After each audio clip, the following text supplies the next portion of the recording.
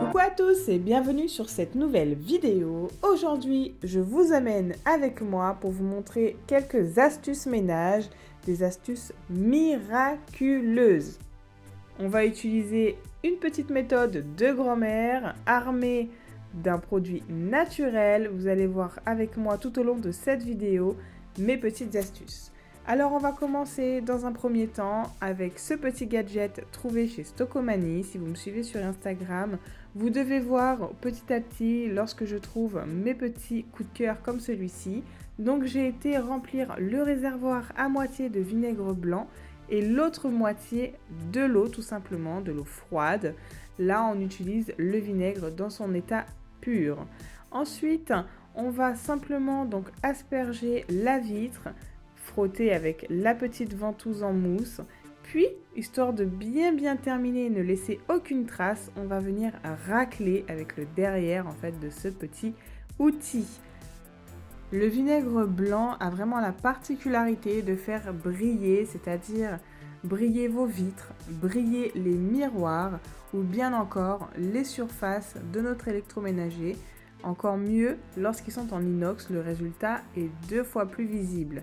Comme vous pouvez le constater sur cette vidéo, il se peut que vous n'aimiez pas l'odeur du vinaigre, donc n'hésitez pas surtout à mettre une huile essentielle à l'intérieur et surtout au parfum de votre choix.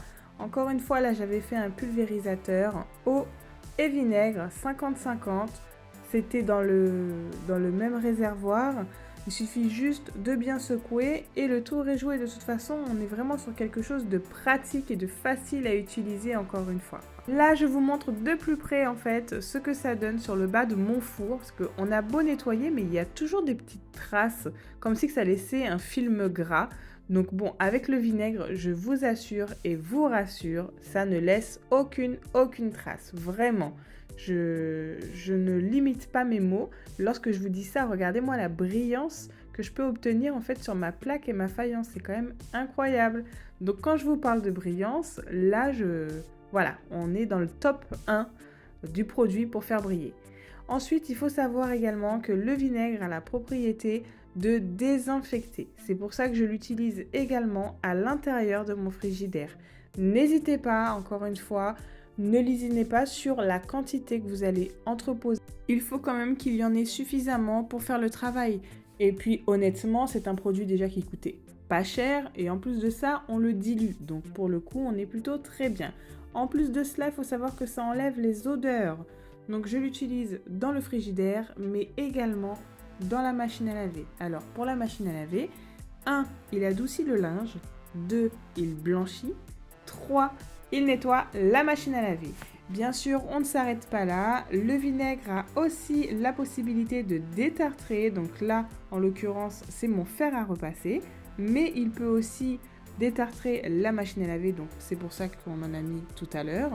Et également toutes vos machines à café, style Nespresso, Dolce Gusto. Vraiment, vous voyez de toute façon par vous-même que dès que la chaleur rentre en contact avec le vinaigre, il y a une petite réaction qui se fait.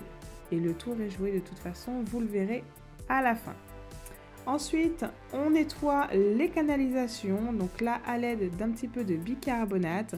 Ça fait une petite réaction, plein de petites bulles et même si vous laissez 10 minutes le produit agir, vous allez vous apercevoir que quelques minutes encore après, ça fera son petit effet. Les dernières propriétés du vinaigre, du moins de mes petites astuces, c'est que c'est un anti-calcaire.